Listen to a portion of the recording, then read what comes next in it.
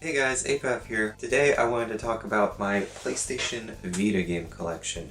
I've been playing the PlayStation Vita since it came out, and I did an unboxing of this blue one many years ago for like Christmas or my birthday. Since then, I hadn't collected too many Vita games, and people consistently told me the Vita has no games. And it wasn't until 2019 when I rediscovered that it got a lot of releases in Japan that we either didn't get over here or just weren't advertised very well over here. So I've been collecting more for the Vita over the past several years, and I wanted to go through every Vita game I own. This might give people some ideas what they can play on their Vita, or if they get a Vita, what's available. Most of Vita collecting is kind of expensive since it didn't sell too much, so they're not enough of it, so people charge a lot for it. There are people who mod them and then they just download any game they want, but I personally like collecting the physical versions, and modding Vitas is a lot more difficult than modding PSPs. So for that reason, I do like to collect the physical whenever I can. I'm recording this more like a casual Metal Jesus Rocks kind of video, if you're familiar with his videos. I thought going through the 30 plus games I have and recording them would just take way too much time, so I'll be showing clips from official trailers and stuff. Hopefully that won't get me a copyright strike, but I think it's free advertising. And I'm doing these in order from when I got the games so I can kind of tell a story behind them. Obviously, the first game I got was Uncharted Golden Abyss. This was kind of a launch title for the system, and it's still one of the biggest games for it. The graphics are amazing, the story is set apart from like the original trilogy, so it's kind of up in the air when it takes place. Ben Studio did an amazing job on this. You would have thought that it was a Naughty Dog game. It tried to show every gimmick that the Vita came with, like light sensitivity and touchscreen controls, but it didn't play into that too much, so it still just feels like you're playing an Uncharted game. I really enjoyed it. I've beat it several times. I just wish it was a little longer, because this being one of the like top games for the console, people replay it a ton, and I just feel like it gets old on these lists because everyone will just mention it, and you'll probably beat it fairly quickly and then not know what else to play. For me, the next thing was Resistance Burning Skies. This is also one of the first games I platinumed. I'm not sure if you can still platinum it. I think it required you to unlock a trophy by playing the multiplayer, but it's just a good first-person shooter. Some people knocked it for not being as suspenseful as the original Resistance games. I, for one, preferred that because I am easily spooked. But it's just a solid first-person shooter that kept me playing all the way through. Some of the enemies require you to hit them at certain points, or you can hit them at a certain point to get a one-shot kill, which I found pretty entertaining at the time. Now, this was a demo I got for the Vita, and I just had to get the complete game. Unit 13. I thought this would be kind of like SOCOM, and it is kind of like SOCOM. I used to play Fireteam Bravo a lot on my PSP, which is why I got into this. However, unlike Fireteam Bravo, I just never really came back to it. I didn't play it a ton. It's a solid third-person shooter, but just nothing ever kept me coming back to it, despite, you know, I really don't have anything bad to say about it. Nothing stands out to me about it. Maybe I would have had more fun with it if I played it as a co-op game, but at the time I didn't know anyone else with a PS Vita to really play with them. Now this one is a massive game. I think it probably took me over 20 hours to beat it. It's a very large game. Gravity Rush. This is a open world game where you shift the gravity to fly around, and it has a very in-depth story, good graphics, and it sends you all around this universe they've created. This was my first real dive into a game developed in Japan, besides possibly Pokemon, so it opened me up to just a writing style and an experience that I never really had before, and I personally really enjoyed this. It probably took me a year to complete it, but there's just so much to do in here. And then with Gravity Rush 2 on PlayStation 4, they really just filled in all the gaps. The team behind this was really just focused on creating a full experience and not rushing out a product. So both these games are just fantastic. Now in kind of the opposite regard, in rushing games out, we have Assassin's Creed 3 Liberation. Assassin's Creed being known for pumping out a game every year for a while. This was supposed to kind of come out in line with Assassin's Creed 3 on PS3, which I believe is the only Assassin's Creed I've beaten, but it follows a completely different storyline and a completely different character. The graphics are great, it's very similar to other Assassin's Creed titles at the time. The story is interesting. You kind of switch between different styles of life by changing your clothes to either appear kind of upper class, obviously your assassin's clothes, which get you spotted pretty quickly, as well as a slave, because there's some sections of the game where you infiltrate plantations, and it utilizes all the features of the PS Vita. Really, the only knock for this game, and why it's not talked about more, is because the frame rate isn't fantastic. It runs, well, like it's on a handheld from 10 years ago. Personally, I don't think it's game-breaking. I enjoy it pretty well, but for some people that was a deal breaker. Another Vita exclusive tied into a major franchise is Black Ops Declassified. This was a pretty big deal for me because I was playing Black Ops a ton around this time, and this is essentially Black Ops on the PlayStation Vita. Sadly, they don't have any of the Black Ops campaign. You're just doing kind of operation after operation, and there aren't too many of them. The multiplayer, though, was identical, with the lobbies on the right side and the voting on the next map and the create your class. It was very similar to just playing it on PS3. That was really impressive at the time, and while these servers are still up, it's obviously not as popular as it used to be.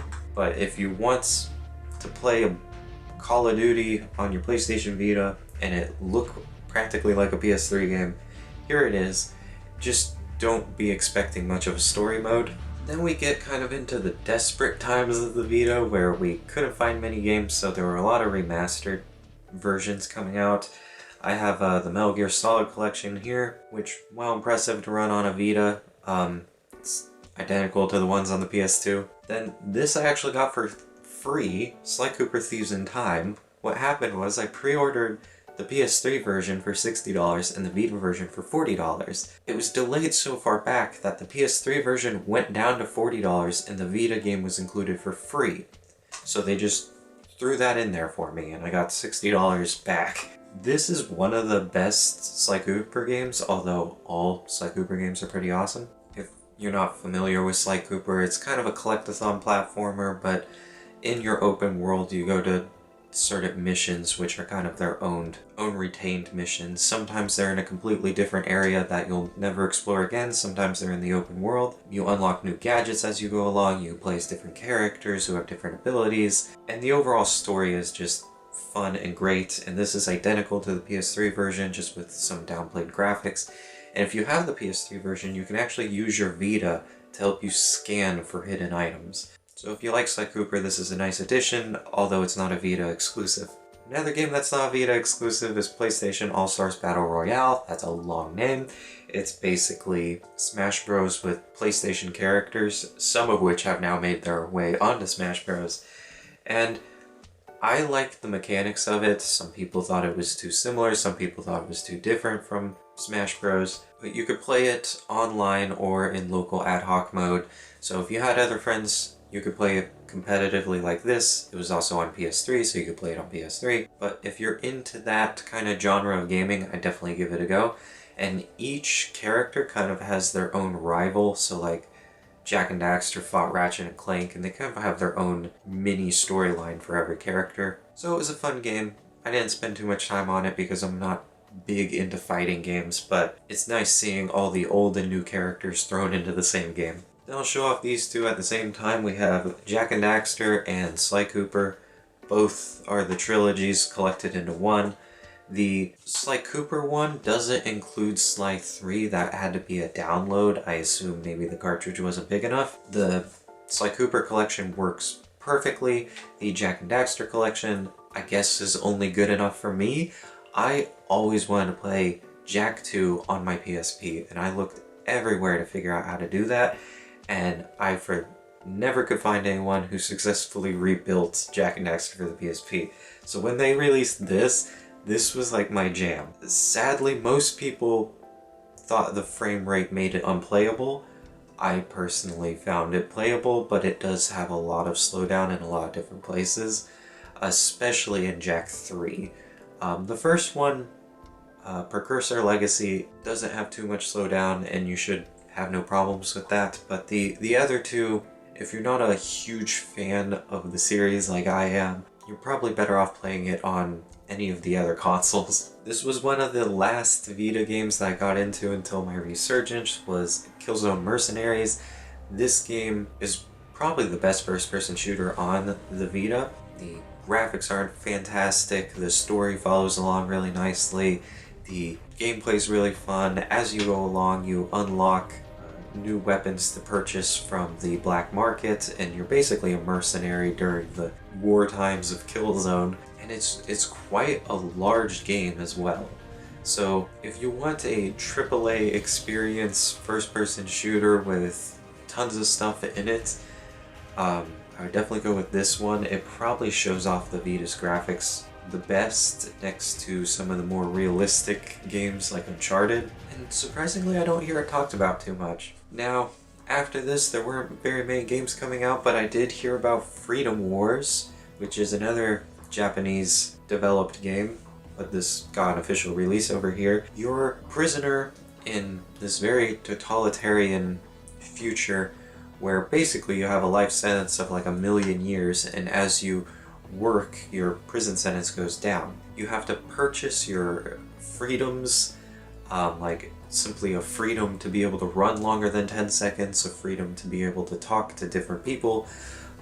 So at the beginning, you might just keep racking up your prison sentence by accidentally committing crimes you didn't know existed. But as you go along, you get to know all the characters that are around you. It has a very in-depth story. You start to go out on missions and really understand the combat. In combat, there aren't just guns. There's different classes of weapons as well as different powers. You can use this grappling hook type thing to just zip around everywhere, and it took me a bit to get used to these controls, but not too long. It was probably one of my most played Vita games back when the Vita had been out for maybe a year, and it was the game that I recommended to most of my friends who said that there were no games available for the Vita, and to my knowledge it hasn't been released on any other system. At least at the time it was a Vita exclusive.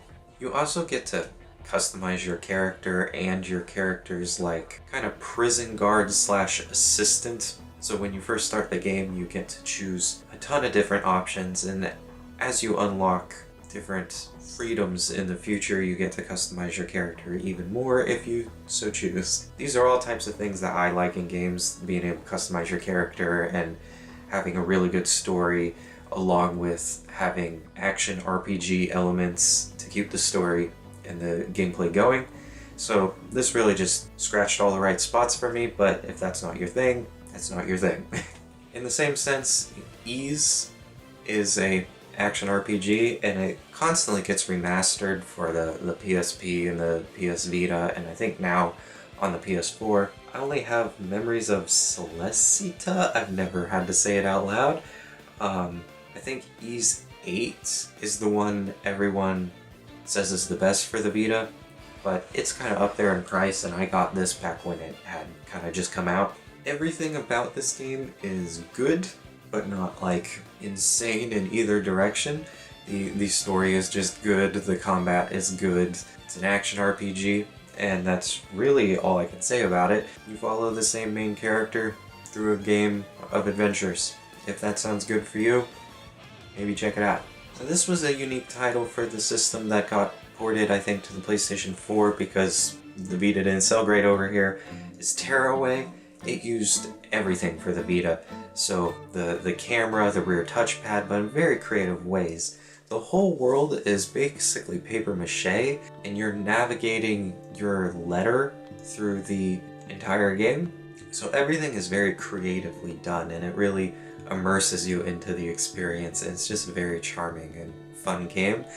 My friend Leah really loved it, so I actually loaned it to her for months, and she like even got into the fandom a little bit. If you stripped it of all its creativity and uniqueness, it's a 3D platformer. If you like 3D platformers, you'll love this, and if you like creativity, you'll love this. I would just, if you can find it for a good price, I would definitely take a look because it's one of the staples for the PlayStation Vita. These games are stacking up kind of high over here. Now several years have passed, I hadn't found many games, and Shantae came out on the Vita, so I got that. It was a popular game, I guess, for the Game Boy Color, and I had heard about it probably from GameStack, and then this remaster came out, or at least this new game came out on the Vita, and it's a really well-drawn 2D action-adventure game, but it's kind of like a lot of those 2D action games. I'm not like too giant into 2D games because to me they all feel very similar. You know, go from left to right, and you press square to attack and X to jump. But it has its charm, and it has a deeper story than most NES games, so if you like that along with a few RPG elements, maybe give it a look. Then probably 4 or more years had passed, and maybe even 5 years had passed, and I hadn't bought a Vita game in a long time, so I just got this Batman Arkham game called Blackgate. It's a 2.5D game, which is what put a lot of people off of it. I really don't know why they didn't go ahead and make a full 3D game, since the Vita's whole thing was pushing what the hardware could do.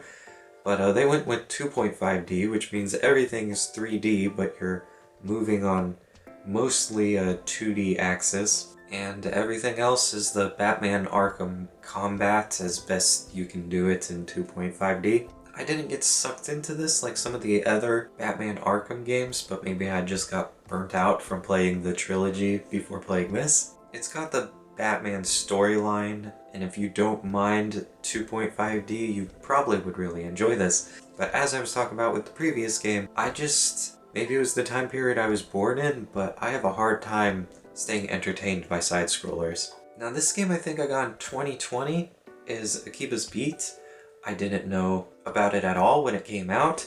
It's kind of a parody on Persona, and it's a pretty fun RPG where you walk around a recreation of Japan, and it's full of just nerdy references, and it's kind of strange at times because of that. That's kind of the point, because it's a parody on a lot of other games. I was having a lot of fun with it. It does take a while to build up your patience to the loading times, because every time you move to a new section of the map, it loads for over 10 seconds. The combat is pretty fun. It's a action RPG, so imagine Persona with none of the school or time elements, and you kind of just run around beating up monsters with a very wacky story. If you don't mind having a lot of story and a lot of loading times to get through, it's a pretty fun game. Luckily, I don't mind that kind of stuff, but it's just a fair warning for the game. Alright, welcome back. My camera had died, so we're changing to this angle now. It had a spin-off, or it is a spin-off, of a game called Akiba's Strip, which is a M-rated game for hopefully obvious reasons if you focus on the name of the game. But that is not in this. I'm not even sure how related they are. Next, this I got for, I think, Christmas, like in 2020 or 2021, is Earth Defense Force 2. This is a very wacky game as well, where you play as the Earth Defense Force, basically just fighting an alien invasion of ginormous bugs. Imagine an alien bug invasion where they're the size of school buses, and there's hundreds of them, and you're given insane weapons like rocket launchers, airstrikes, machine guns to fight them off. And they are crawling all over a big city that you have to run around and defeat the alien invaders. I just really wanted to see this on the Vita because I thought it would be a pretty interesting experience to see it render that many things on a handheld. I first saw Nerd Cubed play this, so when I saw it was on the Vita, I was asking for it. I didn't play it a ton though, because after I played it for a couple hours, I felt like I had already experienced everything there is. But obviously, as you go deeper into the game, the enemies get more difficult and you probably unlock better weapons. Now, the next game was when I started getting into Asian releases. I don't think this is an Asian English release. This looks to be a North American release, but I had never heard of this game. I knew nothing about what it was about. I just knew it was a massive action RPG where you just defeat swarms of like thousands of enemies. So I thought it would be entertaining. I think I've heard people call it Fate Extella, but it looks like Extello. I don't know. Let me just put it up to the camera because reflections are a problem. It turns out the story is quite wacky. I was not expecting the story to be like this, and I don't know if the previous games in the series are like this. Another problem is that I have no idea what's going on, because there's like what seems to be 10 games worth of lore packed into this, so maybe I would kind of understand what's going on if I had played some of the previous games. The gameplay was quite entertaining, and I want to kind of know where the story is going, but it is just a little weird. So I can't say too much about this because I know nothing about the Fate series. Now, just like maybe last year, I got this game, and it's probably my favorite Vita game. It's called... Gosh, how do I pronounce that out loud? Tokyo Xehanadu? Xehanadu? I don't know. Anyways, it's like Persona, but an action RPG. It's developed by the same people, I believe, who made the Ys remasters.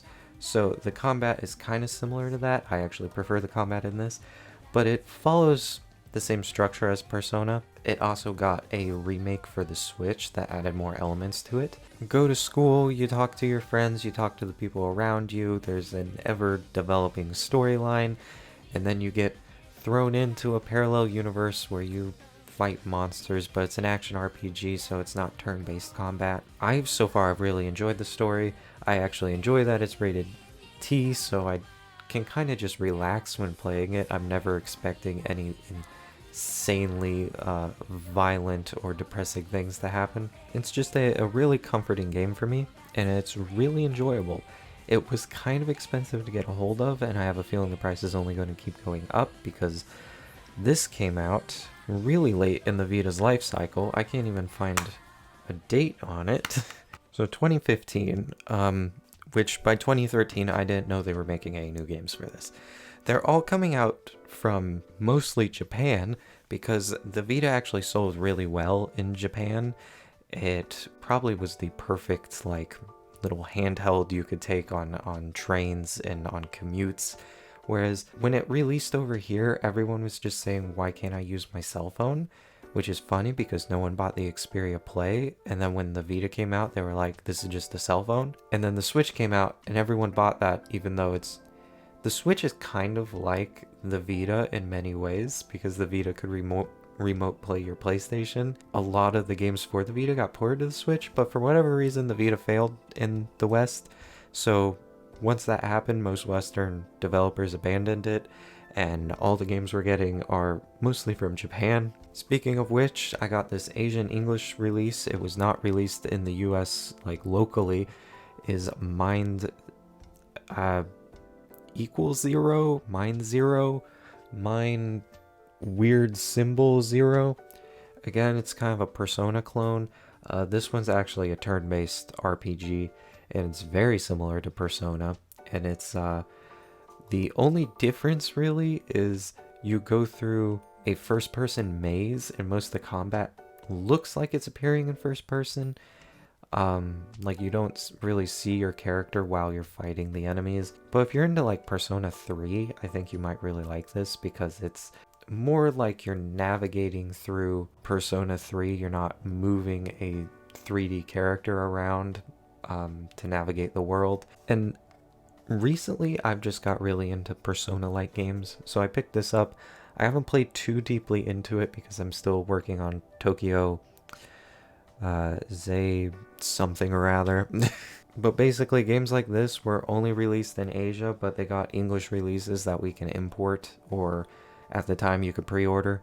But I think I kind of got the last one that was being sold for new, but you can get them for not great prices from used eBay sellers or like new eBay sellers. Now, I was just really desperate for more Vita games after this, so I picked up Batman 2, thinking that it was a open world Batman game because that's what it is on the consoles. But sadly, it's just a port of the 3DS game, and it plays like any other Lego game, and there's no open world. So if you like Lego games, there's a ton on the Vita. There's like over 10, it appears. They just pumped out tons of Lego games for the Vita. Now this is a game I've never gotten into, but since I'm into Vita collecting, I picked it up, was Borderlands 2. I'm losing my voice because I've been talking for so long. Hopefully you know of Borderlands 2. It's a first-person shooter that's cel-shaded, so it looks really nice. It was really good for co-op, and this is still online. If you can join a group and find someone who still owns this, you might be able to get an online game with it. I don't think it supports ad hoc mode, but you might want to confirm that. It's just all of Borderlands 2 on the Vita. It's not the best running thing, but it runs about as well as the Assassin's Creed 3 game. It works. It doesn't like slow down to a halt. It's just your frame rate isn't fantastic. These were a couple games I managed to pick up from a friend in a PlayStation Vita collectors group. He sells games in bulk so you can get them for affordable prices. I think these are Asia English releases, is the Digimon Cyber Sleuth games. I got both of them here, and I think I've played this one for 20 hours now. It's like if Pokemon was slightly more mature, and you work for a detective agency. The graphics are kind of your standard 3D Japanese anime graphics, but they look pretty good on the OLED Vita screen. If you liked games like Mega Man Battle Network, you might like this because it's similar in its structure, where there's the digital world where enemies can just jump you and then you're stuck in a turn-based Pokemon-like combat. And then there's an above world where you're doing kind of detective work, roaming around kind of like the world of Mega Man Battle Network when you're not in the PCs, or I guess anything electronic in that game. And you get to level up your Digimon and get to customize with their traits and what they can do, so it's worth delving into. It's available on the Switch though, so these games are usually quite expensive, like $100 a piece. I got them both for $100. You can get both these games on the Switch for $30. So if you're not desperately in need of collecting Vita games, or if you're not pirating them, I would go with the Switch versions. The Tower of Terror is growing over here. It's almost as tall as my computer. Then I got Persona 4 Golden. This game I haven't started yet because I wanted to beat Persona 3 first, but this is one of the most popular or favorite Vita games in the Vita collectors group. Everyone says to get this, and it's just Persona 4 with some added flair because they released it for the Vita. Like the other games that I've been talking about that are kind of Persona clones, you go to school, there's kind of a parallel universe where you fight monsters and there's plenty of story. In Persona, you specifically go through every day, so you actually have to keep track of like on what day which things are happening and who to talk to, and because you're limited on days, you like have to really pick and choose who you're going to spend your time with to develop relationships. So it's a massive game. You could probably spend hundreds of hours playing. I haven't started it yet, which really shows that we're near the end of the list here. Another game for the system is World of Final Fantasy. Now this is literally a Pokemon clone. Sorry for the light reflecting. It's like if you made Final Fantasy a cute chibi world, or chibi world, and turned it into Pokemon. So like all the creatures from Final Fantasy are your Pokemon, and based on their size you can stack them. That's pretty much the only additional change from this in Pokemon, is that you can stack them on your head. when you have a good stack, you can do a lot of damage and have solid defense and a bigger health bar. If an enemy hits you really hard, then your stack falls apart and each individual character has less health. But you're capturing them kind of like you do in Pokemon. There's random battles. It's all turn-based combat. The comedy in it is very much for like elementary school-aged kids. But this was supposed to be the Vita's answer to Pokemon, to my knowledge. And the graphics are pretty dang good for the Vita. The problem is, because they're so good, they couldn't fit in the voice acting. So you have to download the voice acting separately.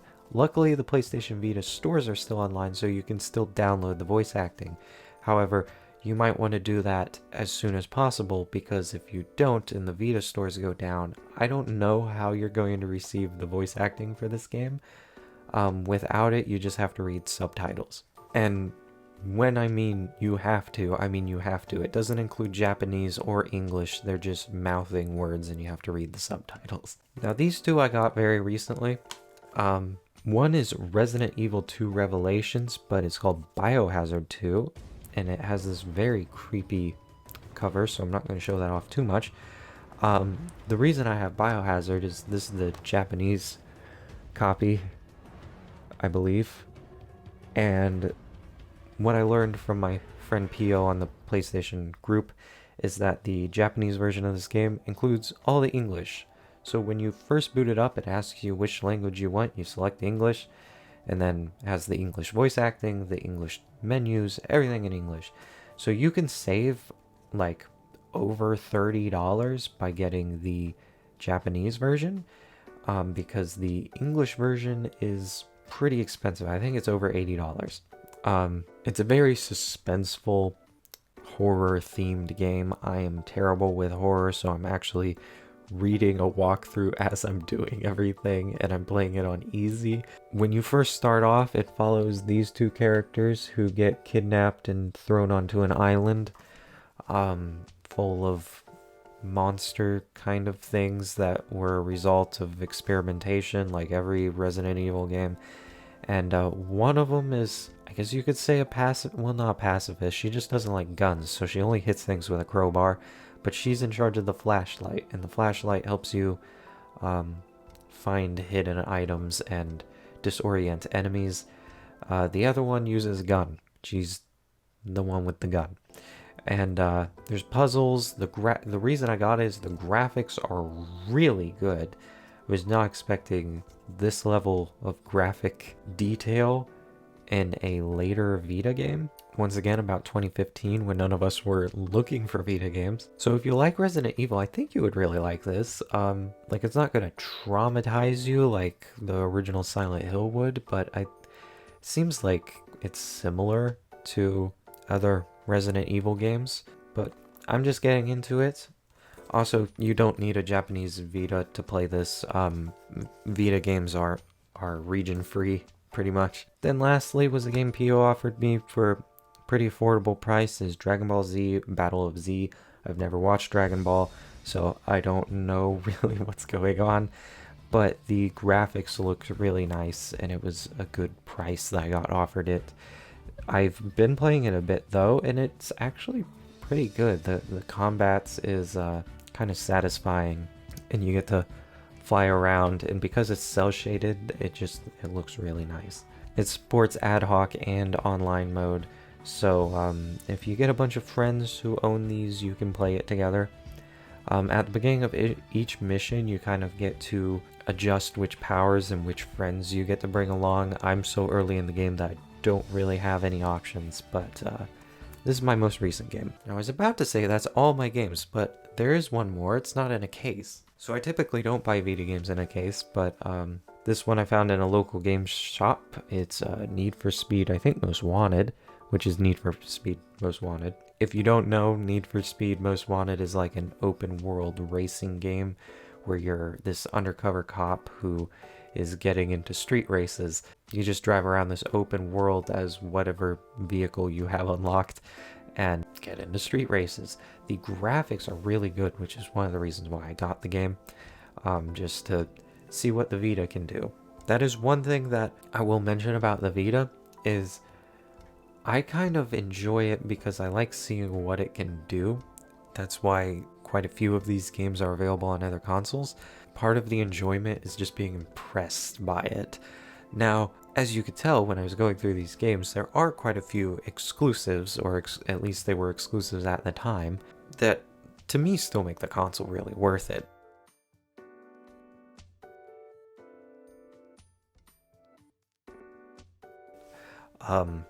Such as Uncharted, Resistance Burning Skies, Freedom Wars, and although it was later made for the Switch, Tokyo, you know, the name that I can't pronounce. So this is my entire Vita collection. Hopefully I put some entertaining footage up in between me talking about them. There's quite a few Vita games here. I still own more Vita games than 3DS games. That's just based on my interests. I know there's more 3DS games, but for me, I just find these games more interesting so far. I might get into the 3DS collecting at some point in my life. But if you have a Vita or been looking at a Vita, hopefully this gave you some ideas of some games that you can look for. The only other games I've been kind of looking at are either just small interesting games or games that were available on other consoles, like the Ratchet and Clank collection. The first 3 Ratchet and Clank games on the Vita, that would be really cool. But that, along with the Amazing Spider-Man, which looks pretty cool on the Vita, it's an open world Spider-Man game, both of those have been selling for over $100. So I haven't gotten those yet. Obviously, if you're going to mod and pirate games, that doesn't matter. But so far, I've enjoyed being able to have the physical releases. Well, I hope you guys have enjoyed this video. I have other different content that'll be coming out over time, but I've been meaning to make this video for actually a couple years now, and I thought since I just got these recent games that I'd finally make and release at least some kind of video on the PlayStation Vita. So I hope you guys enjoyed, and I'll see you guys in the next one.